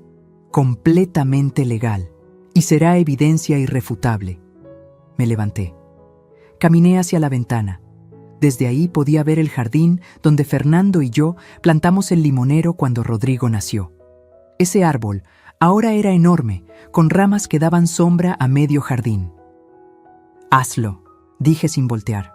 Instala las cámaras, graba todo. ¿Y qué vas a hacer tú? Me volví hacia él. Voy a darle el mayor regalo que un estafador puede recibir. ¿Qué regalo? Una víctima aparentemente débil que está a punto de cometer un error enorme. Los siguientes días fueron de actuación pura. Me convertí en la anciana confundida que Vanessa siempre había querido que fuera. Empecé a olvidar cosas, nombres, fechas, dónde dejaba mis llaves. ¡Ay! Se me olvida todo, decía con risita nerviosa cuando Vanessa me miraba. La veía anotar mentalmente cada olvido. Empecé a dejar documentos accidentalmente sobre mi escritorio, papeles del banco, estados de cuenta, el testamento viejo donde dejaba todo a Rodrigo. Una tarde la escuché entrar a mi habitación mientras yo estaba en el jardín. Las cámaras que Ricardo había instalado grababan todo. Esa noche revisé la grabación en mi laptop. Ahí estaba Vanessa, entrando a mi habitación, buscando entre mis cajones, fotografiando mis documentos con su celular. Sentí asco, pero también satisfacción, porque cada segundo de ese video era evidencia. Seguí con mi actuación. Empecé a hacer comentarios sobre lo cansada que estaba de lidiar con papeles y trámites. «Ay, Vanessa», le dije una tarde mientras ella fingía ayudarme a organizar documentos. «A veces pienso que debería simplemente dar poderes generales a Rodrigo, para que él maneje todo. Yo ya estoy muy vieja para estas cosas». Sus ojos brillaron. «No es mala idea, suegra. Así usted se puede despreocupar». «Sí, tal vez». Dejé la frase en el aire. Ese mismo día, la cámara de la sala grabó una conversación entre Vanessa y alguien por teléfono. «Sí, la vieja está cediendo. Dale una semana más y voy a tener los poderes». «No, el hijo es un inútil. Hace lo que yo le digo. 4.800.000. Ya te dije». «Sí, mismo plan que en Querétaro, pero esta vez no va a fallar». Ricardo tenía razón. Esto era lo que hacía. Su modus operandi perfeccionado con los años. Pero había algo más que necesitaba saber, algo que me molestaba como una espina clavada. «Ricardo», le dije por teléfono esa noche, «necesito que investigues una cosa más.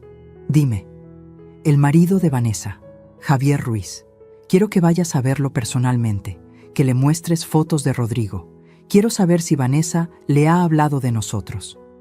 «¿Para qué?». «Porque tengo una corazonada».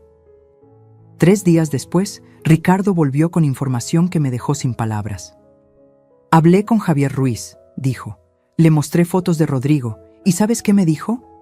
Negué con la cabeza. Que Vanessa lo contactó hace 2 meses, que le pidió dinero prestado, 50,000 pesos. Le dijo que tenía una oportunidad de inversión. ¿Se los dio? No, pero le dijo algo más interesante. Vanessa se burló de Rodrigo. Le dijo textualmente que había encontrado un tonto con casa propia y una vieja que está en las últimas, que en unos meses tendría dinero suficiente para desaparecer otra vez.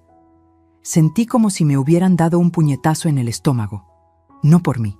Ya sabía quién era Vanessa, sino por Rodrigo, mi hijo, el hombre que trabajaba 18 horas al día enviando currículums, que se desvelaba preocupado por su futuro, que amaba a esa mujer con cada fibra de su ser. Era solo un tonto para ella. Una herramienta. Un medio para un fin. «Javier está dispuesto a declarar», continuó Ricardo, «a testificar sobre todo lo que Vanessa le dijo y a confirmar que su matrimonio sigue vigente». «Bien», dije con voz más fría de lo que había sonado nunca, «porque ya casi es momento». ¿Momento de qué? De cerrar la trampa. Esa noche me senté frente a mi laptop y revisé todo lo que habíamos recopilado. Videos de Vanessa robándome. Videos de sus conversaciones telefónicas planeando el fraude. Documentos falsificados. Evidencia de su matrimonio vigente. Testimonios de víctimas anteriores. Declaraciones del notario. Estados de cuenta bancarios. Era suficiente, más que suficiente. Pero faltaba algo. Faltaba el momento perfecto, el golpe final que haría que todo cayera como dominó. Y entonces tuve una idea que Ricardo llamó arriesgada y potencialmente explosiva. Pero yo la llamé justicia poética. El plan era simple en teoría, brutal en ejecución. Iba a darle a Vanessa exactamente lo que quería, una víctima débil, confundida, lista para ser manipulada hasta el final. Y luego, cuando ella creyera que había ganado, le iba a mostrar quién había estado jugando con quién todo este tiempo. Pero para que funcionara, necesitaba actuar mejor que nunca. «Ricardo», le dije cuando nos reunimos en un café lejos de mi casa, «necesito que contactes al comprador, ese ingeniero Maldonado que Vanessa trajo a la casa». «¿Para qué?». para decirle que la propietaria está interesada en vender, que se comunique directamente con Vanessa para coordinar una segunda visita. Ricardo frunció el ceño. ¿Le vas a dar más munición? Le voy a dar toda la cuerda del mundo, y cuando esté completamente enredada en ella, voy a jalar. Entendió inmediatamente. Una sonrisa lenta se dibujó en su rostro. Eres más astuta de lo que recordaba, Elisa. La vida me enseñó a hacerlo. El ingeniero Maldonado contactó a Vanessa 2 días después. Yo escuché toda la conversación desde mi habitación, gracias a las cámaras ocultas que habían instalado. Señora Quiroga, me comunicó con usted el licenciado Solís. Me dijo que la propietaria está lista para avanzar con la venta. La voz de Vanessa prácticamente cantaba de emoción. Sí, así es. Mi suegra finalmente entendió que es lo mejor para todos. Perfecto. ¿Podríamos coordinar una segunda visita? Esta vez me gustaría traer a mi arquitecto para revisar las estructuras. Por supuesto. ¿Qué tal el próximo viernes? En la tarde, cuando mi suegra esté más descansada. Código para cuando esté más confundida. Excelente. Nos vemos el viernes a las 4. Cuando Vanessa colgó, la escuché gritar de emoción. Después marcó otro número. Amor, funcionó. El comprador quiere volver a ver la casa. No, tu mamá está completamente de acuerdo. Te digo que ya está cediendo. Solo necesito que tú también la convenzas, ¿sí? Háblale bonito, dile que es por nuestro bien. Mi hijo. Mi propio hijo siendo usado como herramienta final de manipulación. Esa noche, Rodrigo entró a mi habitación. Tocó suavemente antes de pasar. Mamá, ¿puedo hablar contigo?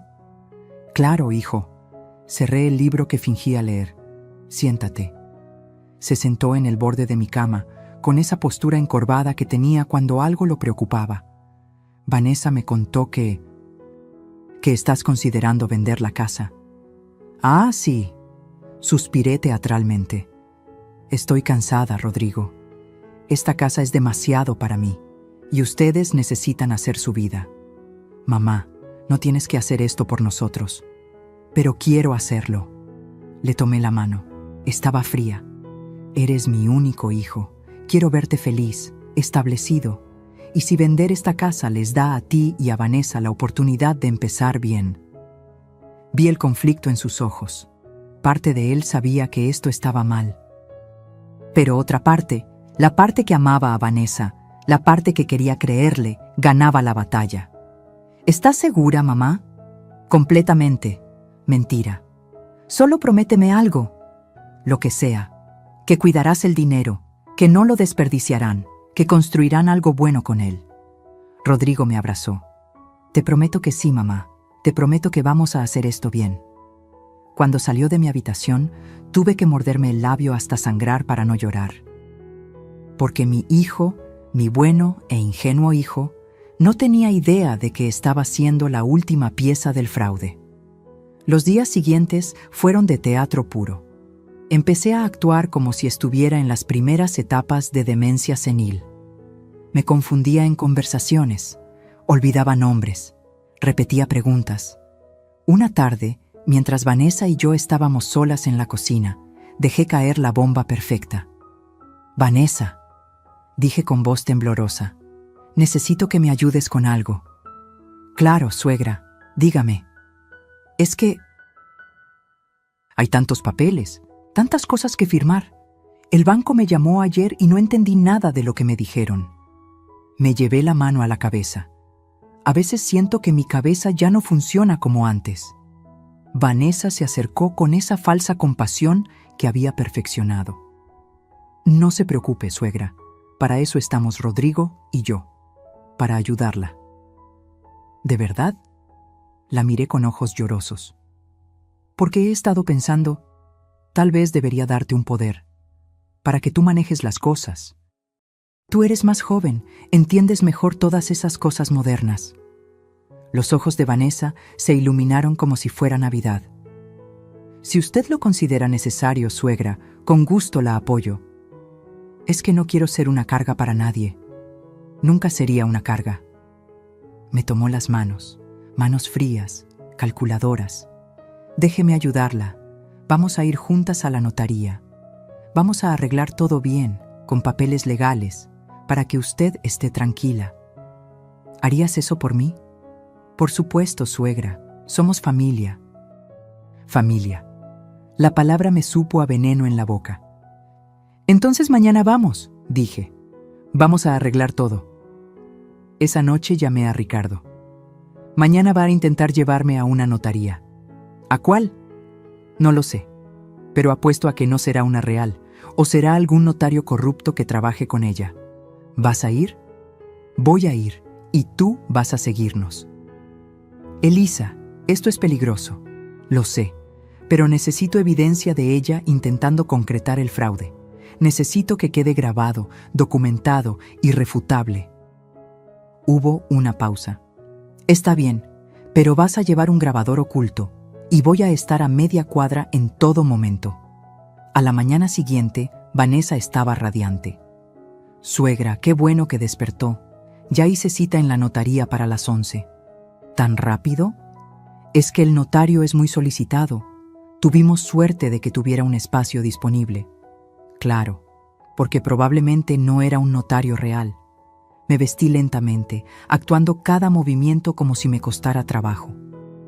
Ricardo me había dado un pequeño dispositivo que parecía un broche decorativo, pero que en realidad era una cámara y grabador de audio. ¿Me veo bien?, le pregunté a Vanessa, señalando el broche en mi blusa. Se ve hermosa, suegra. No tenía idea de que estaba grabando su propia sentencia.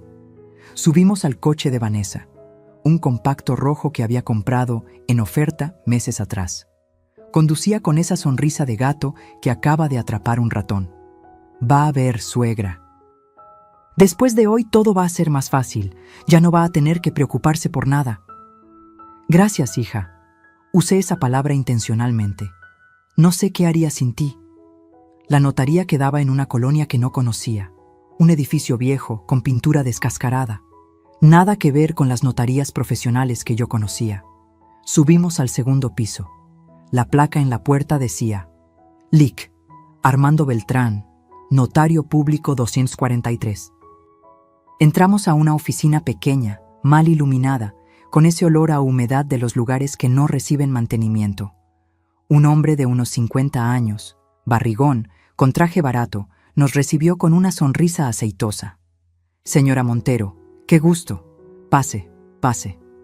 Me indicó una silla frente a su escritorio.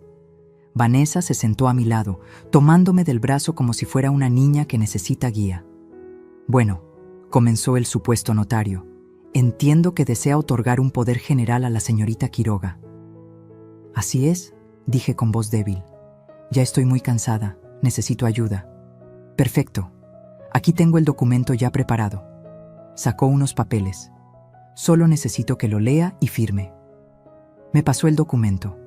Empecé a leerlo lentamente, entrecerrando los ojos como si me costara trabajo.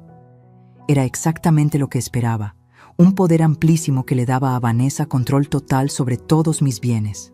Vender, hipotecar, disponer, todo.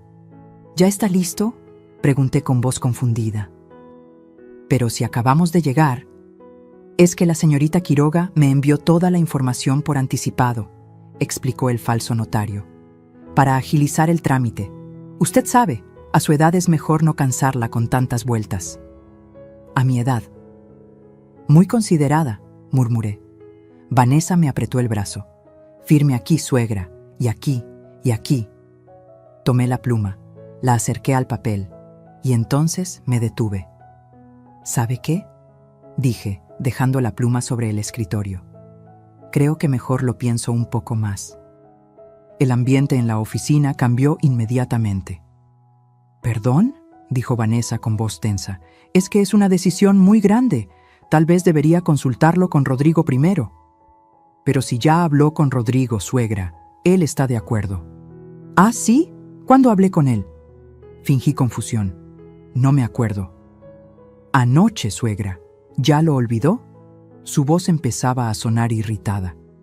El notario falso intervino. Señora Montero, yo le recomiendo que firme hoy.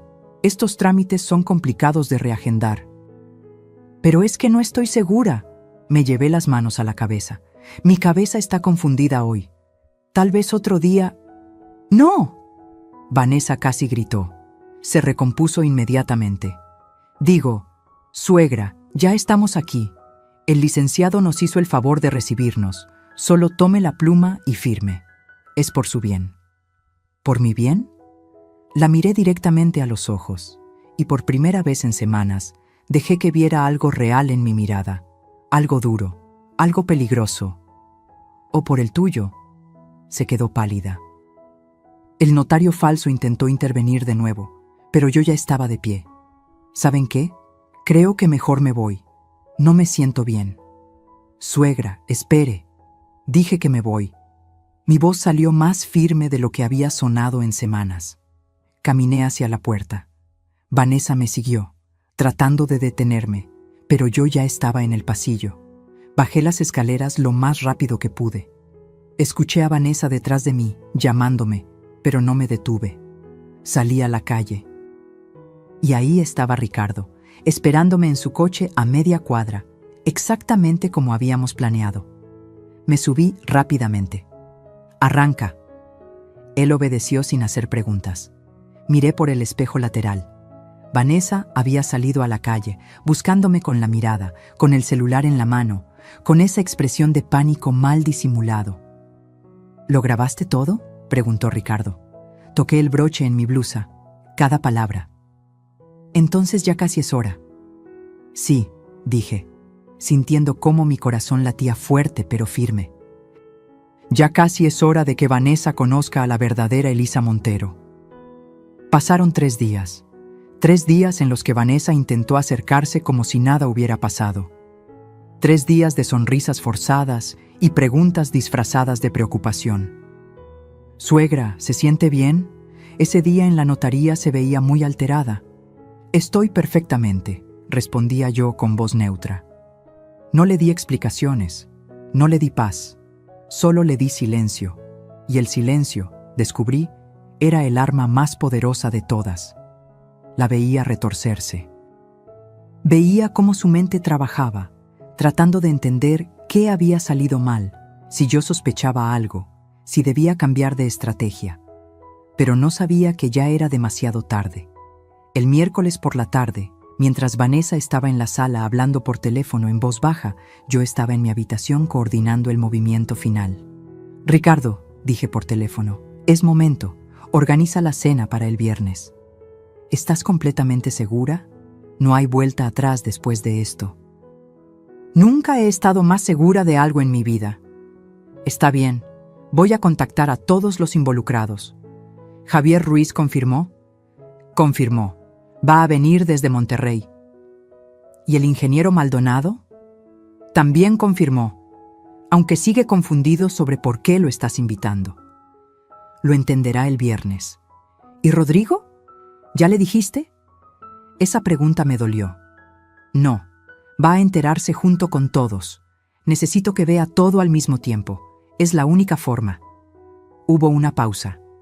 «Va a doler, Elisa». «Lo sé. Pero el dolor de una verdad es mejor que la comodidad de una mentira». El jueves por la noche, durante la cena, dejé caer el anzuelo final. «Vanessa, Rodrigo», dije mientras comíamos en silencio, «quiero organizar una cena familiar el viernes». Ambos me miraron sorprendidos. «¿Una cena?», preguntó Rodrigo. «Sí, he estado pensando mucho estos días, y creo que es momento de resolver algunas cosas, de hablar sobre el futuro con claridad». Los miré a ambos.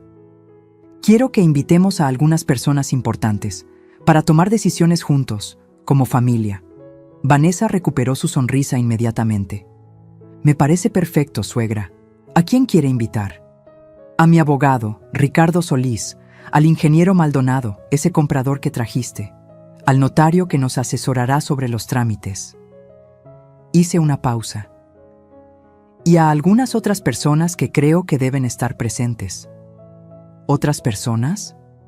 «Sí, ya los contacté, todos confirmaron». Rodrigo frunció el ceño. «Mamá, ¿quién es más?» «Es sorpresa», sonreí. pero te prometo que todo va a quedar muy claro el viernes. Vanessa intentó disimular su inquietud, pero la vi, esa sombra de duda cruzando su rostro. Suena bien, dijo finalmente. Excelente, la cena será a las 7. Vístanse bien, va a ser una noche memorable. No tenía idea de cuán memorable sería. El viernes amaneció con un cielo despejado, irónico, considerando la tormenta que estaba por desatarse. Pasé la mañana cocinando.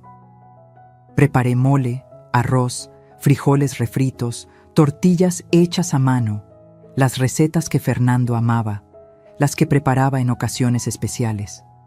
Vanessa me observaba desde la puerta de la cocina con expresión confundida. ¿Necesita ayuda, suegra? No, gracias. Hoy quiero hacerlo yo misma. Pero es mucho trabajo. Me gusta cocinar. Me recuerda a tiempos mejores. A las 5 de la tarde empecé a arreglar el comedor.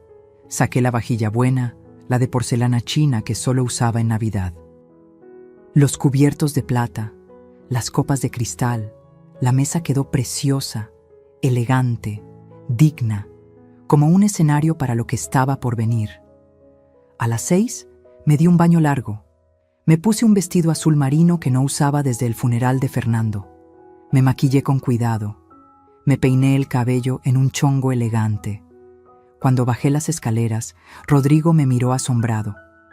«Mamá, te ves hermosa». «Gracias, hijo». Le di un beso en la mejilla. «Hoy es un día importante». Vanessa bajó minutos después. Vestido rojo ajustado, tacones altos, demasiado maquillaje. Se veía como lo que era, una mujer desesperada tratando de impresionar. A las 7 en punto sonó el timbre. «Yo abro», dije. Era Ricardo. Traje impecable, portafolio en mano, expresión seria. «Elisa». Me dio un beso en la mejilla. «¿Lista?» «Lista». Entramos al comedor. Rodrigo y Vanessa ya estaban sentados. Rodrigo, Vanessa ya conocen al licenciado Solís. Ambos saludaron con educación tensa. El timbre sonó de nuevo. Era el ingeniero Maldonado. Se veía confundido pero educado. «Señora Montero, gracias por la invitación, aunque no estoy seguro de entender». «Todo va a quedar claro, ingeniero. Pase, por favor». Lo senté en la mesa. Vanessa lo miraba con expresión cautelosa. El timbre volvió a sonar. Esta vez era el licenciado Carmona, el notario real, el verdadero. «Licenciado, gracias por venir». «Señora Montero, cuando me explicó la situación, no pude negarme». Vanessa había palidecido considerablemente. «Mamá», dijo Rodrigo, «¿qué está pasando?» «Paciencia, hijo». Y entonces llegó el invitado que nadie esperaba. Toqué el timbre yo misma esta vez, y cuando abrí la puerta, ahí estaba él, Javier Ruiz Mendoza, el esposo legal de Vanessa. Un hombre de 42 años, moreno, con el rostro marcado por el sol y el trabajo duro. Traía jeans limpios y una camisa de vestir. Se había arreglado para la ocasión. «Señora Montero», dijo con voz respetuosa. «Javier, gracias por venir desde tan lejos. Es lo menos que puedo hacer». Lo llevé al comedor, y cuando Vanessa lo vio, el color desapareció completamente de su rostro. «¿Javi?», susurró. Rodrigo miró entre ellos, confundido. «¿Quién es este señor, mamá?» «Rodrigo», dije con voz firme, «te presento a Javier Ruiz Mendoza, el esposo de Vanessa». El silencio que siguió fue absoluto. «¿Qué?». La voz de Rodrigo salió como un chillido. Vanessa se levantó de golpe.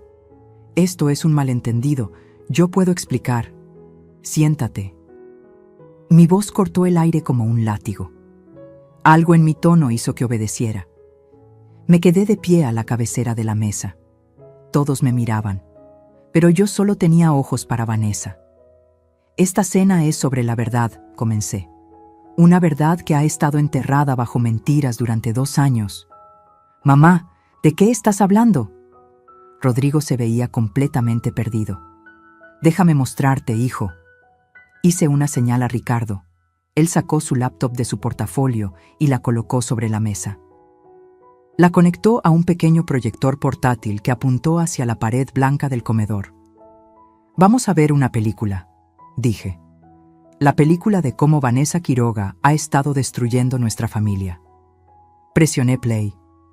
La primera imagen que apareció fue un acta de matrimonio, la de Vanessa y Javier. Fecha, 14 de marzo de 2017. Vanessa está casada legalmente, dije. Nunca se divorció. Su relación contigo, Rodrigo, es legalmente inválida. Eres el amante, no el esposo. Rodrigo miraba la pantalla como si le hubieran dado un golpe en la cabeza. La siguiente imagen. Estados de cuenta bancarios. Las deudas de Vanessa. 890,000 pesos. Esta es la razón por la que está aquí. No por amor, por dinero. Luego, las conversaciones telefónicas grabadas, la voz de Vanessa diciendo «La vieja está cediendo» y «Mismo plan que en Querétaro». Después, los videos de ella entrando a mi habitación, buscando en mis cajones, fotografiando mis documentos, robando de mi caja fuerte. Me robó 77,000 pesos de mis ahorros. Y finalmente, los documentos falsificados, el poder notarial con mi firma imitada, la carta falsa al notario. Intentó robarme mi casa usando documentos falsificados, falsificación de firma, fraude, despojo. Cada imagen era un golpe, cada documento una puñalada. Rodrigo había dejado de respirar, literalmente. Estaba congelado, con los ojos fijos en la pared, viendo cómo su realidad se desmoronaba pieza por pieza. Vanessa intentó levantarse, pero el licenciado Carmona habló. «Señorita Quiroga, le recomiendo que permanezca sentada. Ya presenté una denuncia formal ante el Ministerio Público. Hay una orden de aprehensión en proceso».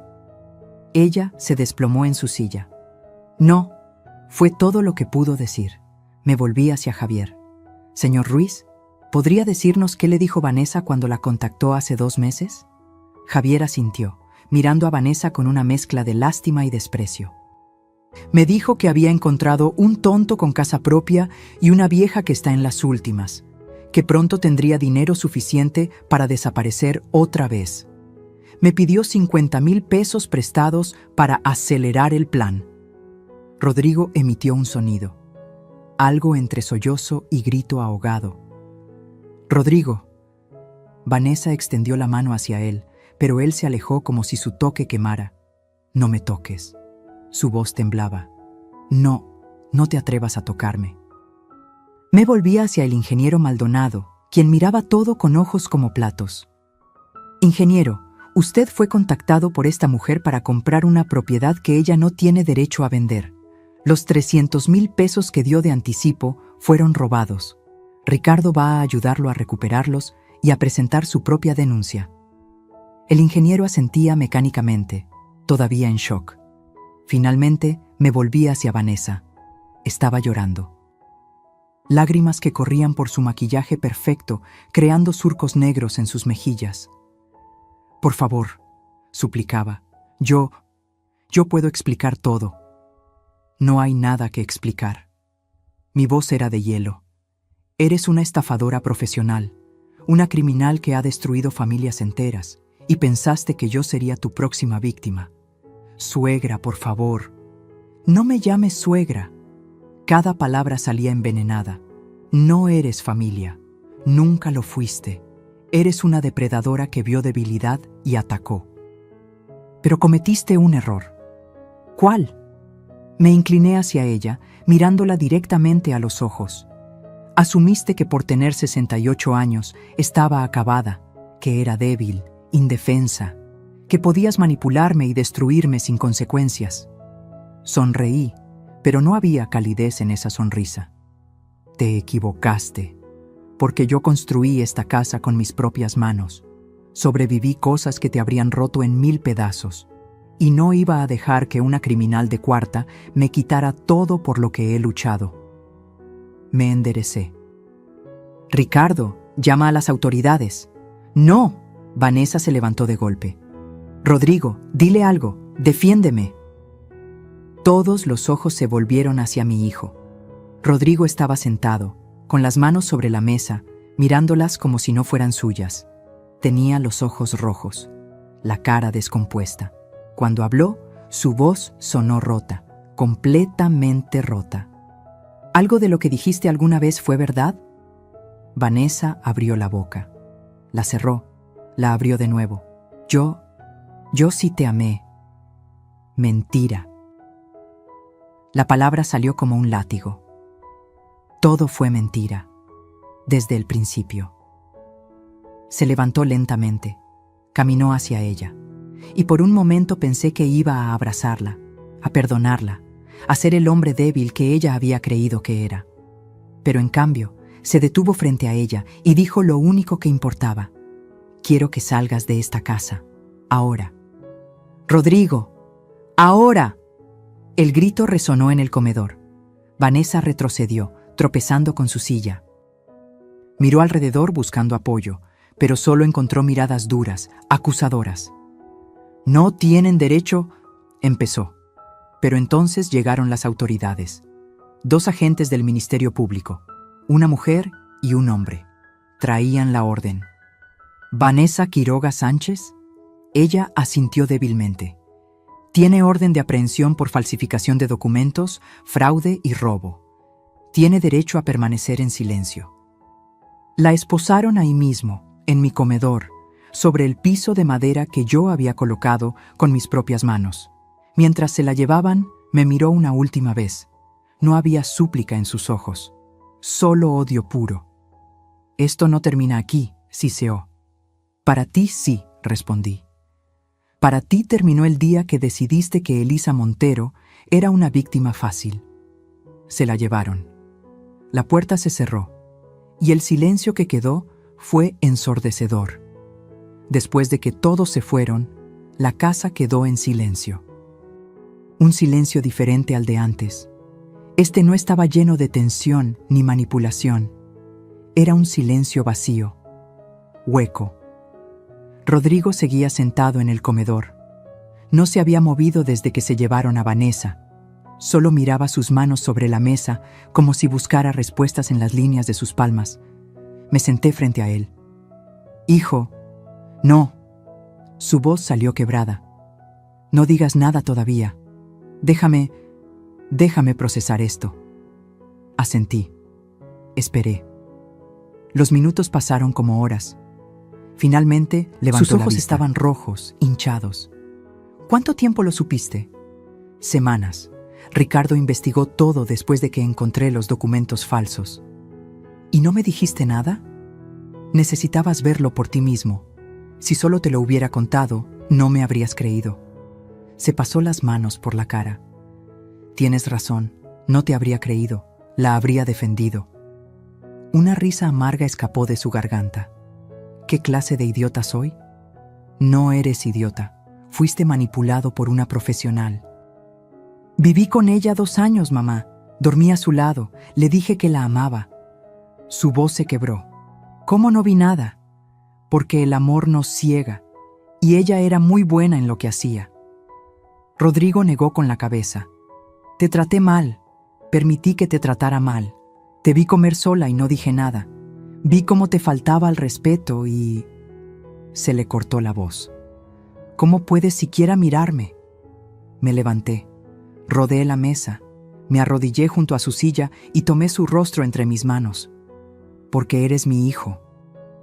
Y los hijos cometen errores, pero también aprenden de ellos. No merezco tu perdón. No es algo que merezcas. Es algo que doy porque te amo.